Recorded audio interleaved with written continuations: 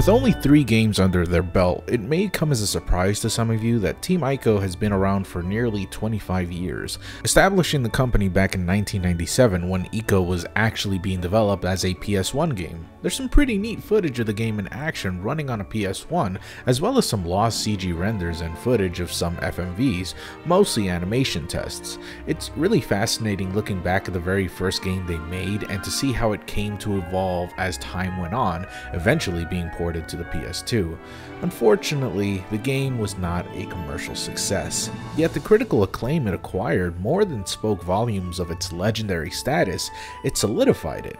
The game was a cult classic, beloved by many for its minimalistic storytelling, original gameplay, animation, lighting, and it received several accolades as well as Game of the Year awards, and being considered one of the greatest games of all time. This is often the game people think of whenever the argument of whether games as an art form is really a thing. Truly, it was an influential game that had sparked the interest and wonder of many gamers, so sorry. I just drank an energy drink. I'm so sorry about it. So while not necessarily a success sales-wise, it was a major success in the art of gaming. Fast forward about a year after the game's release, Team Ico actually already had plans for the next game they wanted to work on, a game that would soon flesh out to be Shadows of the Colossus.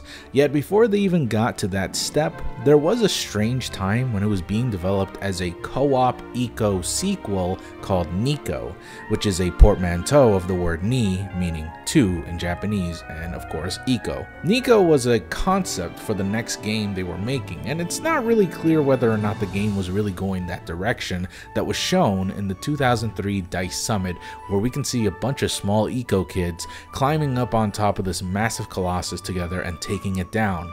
Fumito Ueda, the creator of Ico and Shadows of the Colossus, stated that he never really had any sort of desire to make a direct sequel to Ico, and that the characters shown here were just reused assets from the original game, simply because it was easier to reuse them.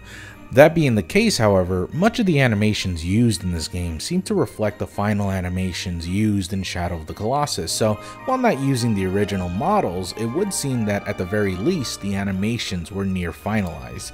You can even see the Shrine of Worship in the trailer, just off in the distance, which probably meant that there were some ideas that were finalized. The only difference between this prototype and the final game was that the finalized game was not co-op, and it wasn't a direct Ico sequel. Some may argue that it is, but personally, as I'm sure the games both take place within the same universe, I'd still say whether or not it's a quote-unquote direct sequel is still up for debate. Though as fascinating as the DICE Summit trailer was, the production video that could be seen by those who pre-ordered Shadow of the Colossus also gives us a glimpse of earlier Shadow of the Colossus game, and it seems that they still retain that idea of a possible co-op game, but who's to really say? It still seems to only have one person, which of course was Wander.